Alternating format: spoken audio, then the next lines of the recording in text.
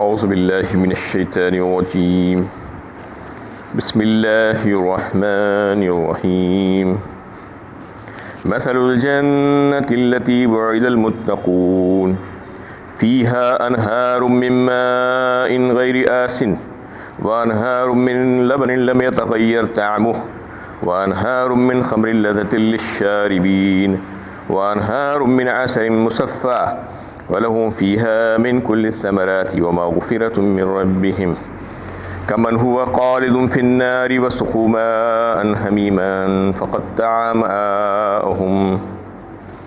اس جنت کی کیفیت جس کا پرہیزگاروں سے وعدہ کیا گیا ہے یہ ہے کہ اس میں نتھرے ہوئے پانی کی نہریں ہوں گی اور دودھ کی نہریں ہوں گی جن کے مزے میں ذرا بھی فرق نہ آئے گا. شراب کی نہریں جو پینے والوں کے لیے بڑی ہی لذیذ ہوں گی. صاف و شفاف شہد کی بھی نہریں ہوں گی اور اس میں ان کے لیے ہر طرح کے میوے ہوں گے اور ان کے رب کی طرف سے بخشش ہوگی. کیا ایسا جنتی ان لوگوں کے برابر ہو سکتا ہے جو ہمیشہ ہمیشہ دہکتی ہوئی آگ میں رہیں گے اور جنہیں کھولتا ہوا پانی پلایا جائے گا جو ان کی آنتیں تک کاٹ دے گا. یہ سورہ محمد کی 15ویں آیت ہے. اس میں اللہ تعالیٰ اس سے پہلے سے جو بات چل رہی تھی کہ قیامت میں 2 گروہ ہوں گے، ایک اصحاب الجنہ ایک اصحاب السعیر، ایک جنت والے دوسرے جہنم والے. جنت والوں کا تذکرہ اللہ تعالیٰ اس میں فرما رہے ہیں کہ وہ متقی، وہ پرہیزگار جو اللہ تعالیٰ سے ڈر کر زندگی گزارے زندگی بھر دنیا میں، تو ان سے اللہ تعالیٰ نے وعدہ کیا ہے اس جنت کا جس میں ہر چیز کی نہریں ہوں گی، کوئی چیز کی کمی نہیں ہوگی. پانی بہترین صاف و شفاف اس کی نہریں اور دودھ کی نہریں ہوں گی جس کے مزے میں ذرا بھی فرق نہیں آیا ہوگا،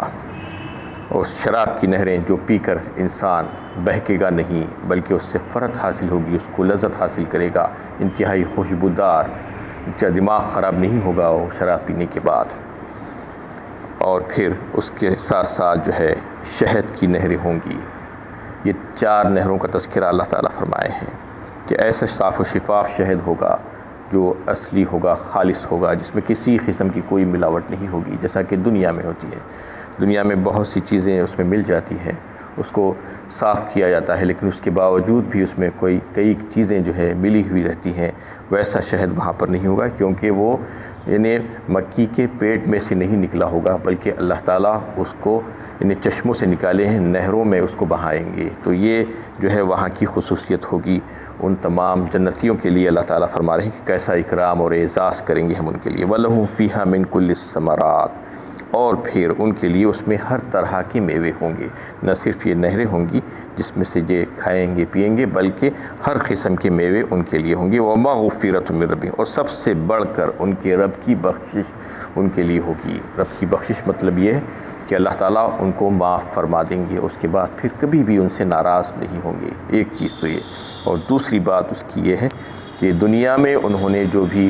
کام کیے تھے اس میں جو کچھ بھی ان سے کوتاہیاں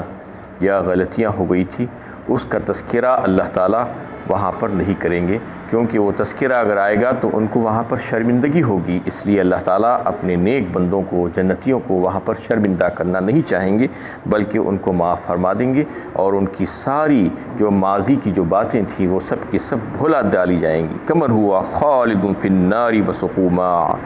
وسقوا ماء حمیما فقطع امعاءهم. اللہ تعالیٰ فرماتے ہیں کیا ایسا جنتی جس کا ہم اتنا اعزاز و اکرام کریں گے کیا اس کے برابر ہو سکتا ہے جو آگ میں جانے والا ہے، جو ہمیشگی کی آگ میں جو وہاں پر رہے گا. وَسُقُوا مَاءً حَمِيمًا، اور پھر اس کے لیے ہم نے کیسے عذاب تیار کر کے رکھے ہیں. ایک عذاب کا تذکرہ اللہ تعالیٰ مختلف صورتوں میں بیان فرما رہے ہیں. اس میں صرف یہ بات بتائی ہے کہ انہیں کھولتا ہوا پانی پلایا جائے گا اتنا گرم کہ اس کی وجہ سے ان کی آنتیں کٹ کر گر جائیں گی، اتنا گرم ہوگا پانی. یہ ان کی میزبانی ہوگی ان کے لیے، اللہ تعالیٰ اس دن فرما رہیں گے. تو فرما رہے ہیں کہ یہ دونوں برابر کیسے ہو سکتے ہیں کہ ایک تو وہ ہوگا جو اللہ کا مہمان ہوگا، اللہ تعالیٰ اس کی خاطر تواضع کریں گے، اس کا اکرام کریں گے، اس کے لیے انواع و اقسام کے جو ہے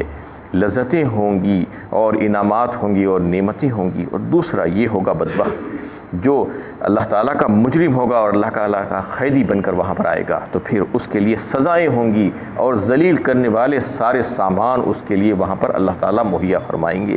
اور ایسے جو ہے عذاب ہوں گے اس کو کہ گرم گرم پانی جو اس کو پلایا جائے گا، پانی مانگے گا جب وہ تو پھر اس کی آنتیں کٹ جائیں گی۔ وَمِنْهُمْ مَنْ يَسْتَمِعُ إِلَيْكَ حَتَّى إِذَا خَرَجُوا مِنْ عِنْدِكَ قَالُوا لِلَّذِينَ أُوتُوا الْعِلْمَ مَاذَا قَالَ آنِفًا أُولَئِكَ الَّذِينَ طَبَعَ اللَّهُ عَلَى قُلُوبِهِمْ وَاتَّبَعُوا أَهْوَاءَهُمْ، اور ان میں سے کچھ لوگ ایسے بھی ہیں جو آپ کی طرف کان لگا کر سنتے ہیں تاکہ جب وہ آپ کی مجلس سے چلے جاتے ہیں تو ان لوگوں سے پوچھتے ہیں جنہیں علم دین سے نوازا گیا ہے، ابھی انہوں نے کیا کہا تھا، انہیں آپ کیا فرما رہے تھے۔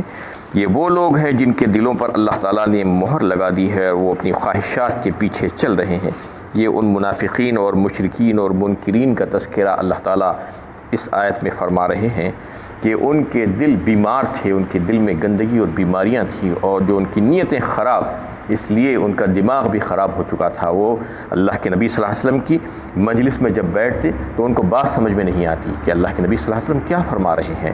ایسے ہی سن لیتے اور پھر باہر نکل کر صحابہ کرام سے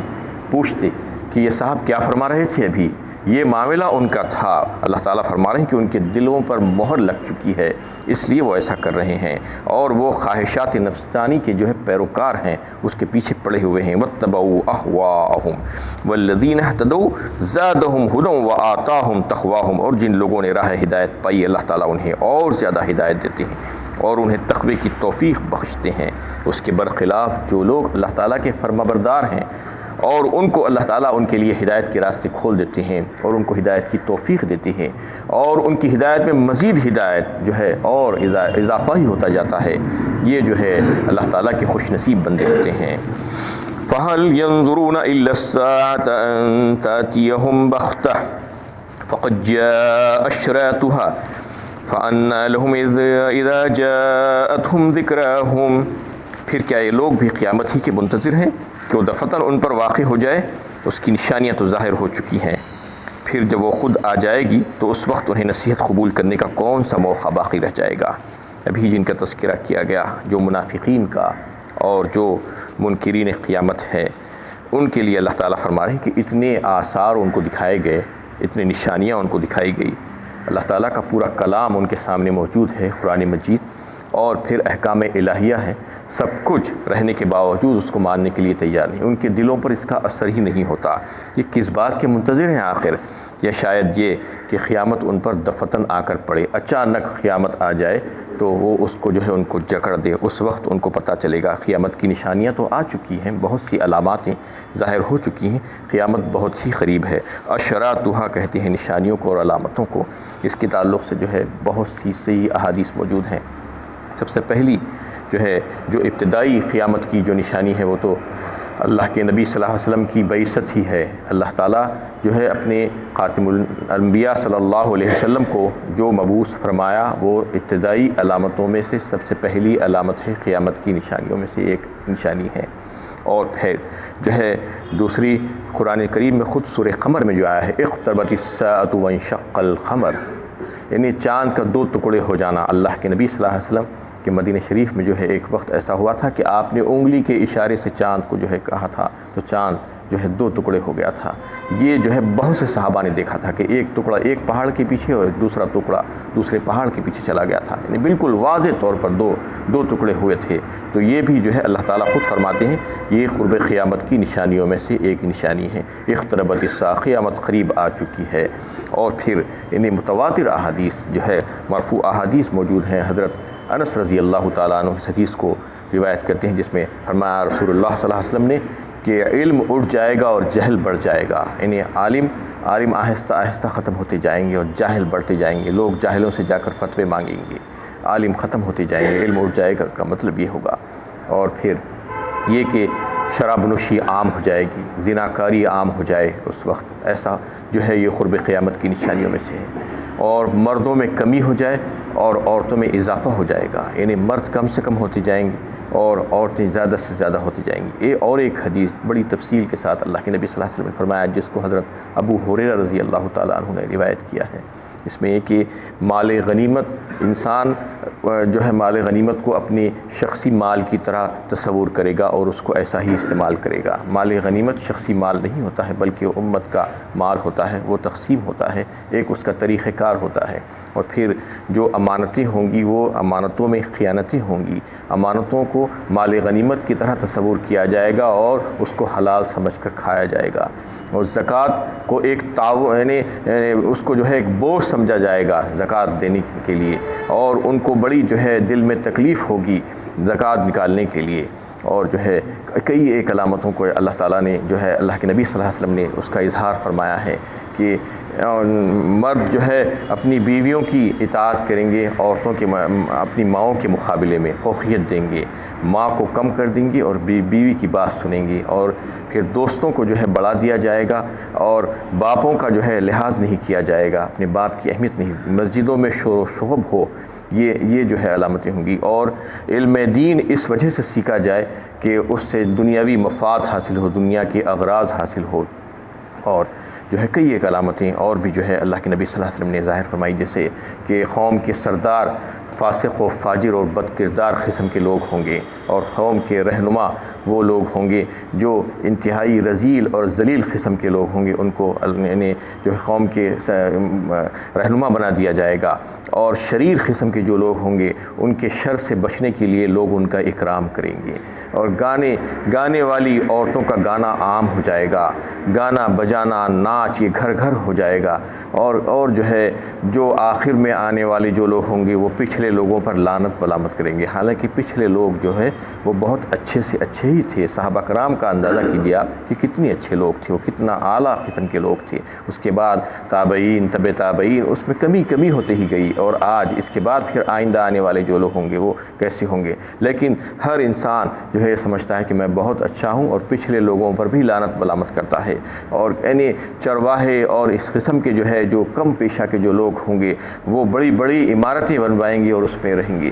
اس قسم کی بہت سی جو ہے کئی ایک اللہ کے نبی صلی اللہ علیہ وسلم نے جو ہے علامتیں ظاہر فرمائی تھی قیامت کی، تو وہ تقریباً یعنی اکثر پوری ہو چکی ہیں۔ بس یہ ہے کہ جو قرب قیامت کی جو بالکل آخری وقت کی جو علامتیں ہیں وہ آنی باقی ہے۔ ایک تو ابتدائی علامتیں تھیں، اور پھر یہ علامتوں کا تذکرہ آپ صلی اللہ علیہ وسلم نے بڑی تفصیل کے ساتھ کیا تھا، جس میں سے اکثر پوری ہو چکی ہیں۔ بالکل قرب قیامت آخری وقت کی جو علامتیں ہوں گی اس میں جیسا کہ حضرت مہدی کا ظہور ہوگا، حضرت عیسیٰ علیہ السلام نازل ہوں گے اللہ کے حکم سے، اور دجال کا نکل جانا، اور یاجوج ماجوج کا خروج، سورج کا طلوع ہونا مغرب کی طرف سے، اور جو ہے دابۃ الارض کا نکلنا، اور ایک آگ کا نکلنا جو انسانوں کو جو ہے لوگوں کو بھگا کر لے جائے گی، اور جہاں پر وہ رکیں گی وہ رک جائے گی، اس کے بعد پھر بھگانا شروع کرے گی، اور پھر ایک دھوئیں کا نکلنا، آسمان پر دھواں سا چھا جائے گا۔ یہ بالکل قرب قیامت کی آخری نشانیوں میں سے ہوں گی، اس کے بعد قیامت واقع ہو جائے گی۔ تو اللہ کے نبی صلی اللہ علیہ وسلم نے جو ہے یہ ساری باتیں اپنے احادیث کے ذریعے سے واضح فرمائی ہے۔ اس میں یہی بات بتائی گئی، آخر وہ کس بات کے انتظار میں ہیں کہ ان کے اوپر دفتن قیامت آ جائے، جبکہ قیامت قریب آ چکی ہے اور اس کی بہت سی نشانیاں بھی جو ہے ظاہر ہو چکی ہیں۔ فَاعْلَمْ أَنَّهُ لَا إِلَهَ إِلَّا اللَّهُ وَاسْتَغْفِرْ لِذَنبِكَ وَلِلْمُؤْمِنِينَ وَالْمُؤْمِنَاتِ وَاللَّهُ يَعْلَمُ مُتَقَلَّبَكُمْ وَمَثْوَاكُمْ۔ بس اس حقیقت کو اچھی طرح جان لو کہ اللہ تعالیٰ کے سوا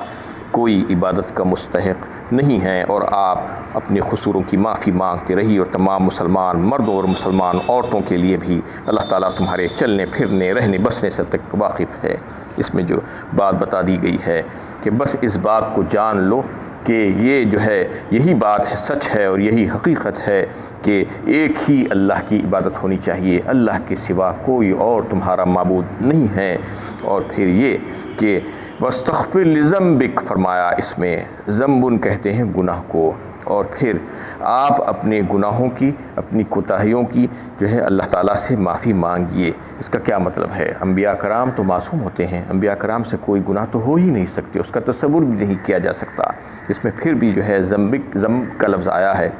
اس کا مطلب یہ ہے کہ اجتہادی خطائیں جو ہوتی ہیں اس کو بھی یعنی ذنب سے تصور کیا ہے۔ عام طور پر جو عام مومنین جو اجتہاد کرتے ہیں اس پر تو اللہ تعالیٰ اجر عطا فرماتے ہیں اجتہاد کا، لیکن جو مخربین بارگاہ الہی ہوتے ہیں جیسا کہ انبیاء کرام اور دیگر بہت سے لوگ، ان کے درجے بہت بڑے بلند ہوتے ہیں۔ سید الانبیاء کا درجہ تو کتنا بلند تھا، تو آپ کی ذرا سی کوتاہیوں کو بھی اللہ تعالیٰ یعنی ذنب سے تعبیر فرمایا ہے۔ وہ کون سی اجتہادی جو کوتاہیاں ہو جاتی تھیں اس کو اللہ تعالیٰ نے جو ہے یہ آپ کے سامنے اس کا اظہار فرمایا، اور اللہ تعالیٰ یہ چاہتے تھے کہ آپ مجھ سے رجوع رہیں، اور اللہ کے نبی صلی اللہ علیہ وسلم نے خود فرمایا کہ میں جو ہے اللہ تعالیٰ سے 70 سے بھی زیادہ بار اللہ تعالیٰ سے مغفرت چاہتا ہوں اور استغفار کرتا ہوں روزانہ، تم بھی ایسا ہی کیا کرو۔ اس میں حکم دیا گیا ہے آپ نہ صرف آپ اپنے لیے بلکہ دیگر مومنین کے لیے بھی جو ہے استغفار کریں، اللہ سے بخشش مانگا کریں۔ تو اس میں جو ہے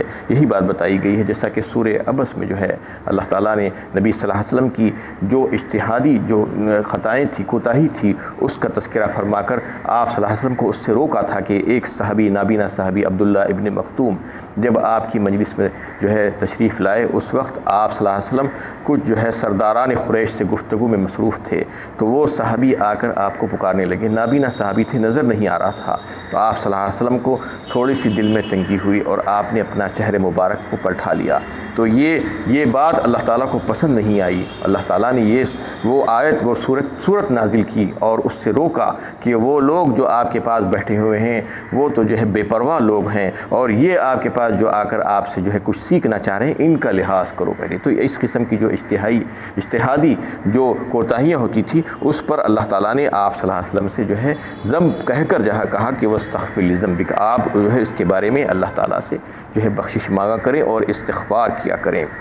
واللہ یعلم متقلبکم ومثواکم، اور اللہ تعالیٰ تمہاری یعنی تمام احوال سے واقف ہے، تمہارے چلنے پھرنے سے بھی، تمہارے رہنے بسنے سے بھی، اور تم جو کچھ بھی کرتے ہو یہ مت سمجھو کہ اللہ تعالیٰ غافل ہیں، بلکہ اللہ تعالیٰ جانتے ہیں تمہارے تمام کاموں سے۔ وآخر دعوانا ان الحمد للہ رب العالمین۔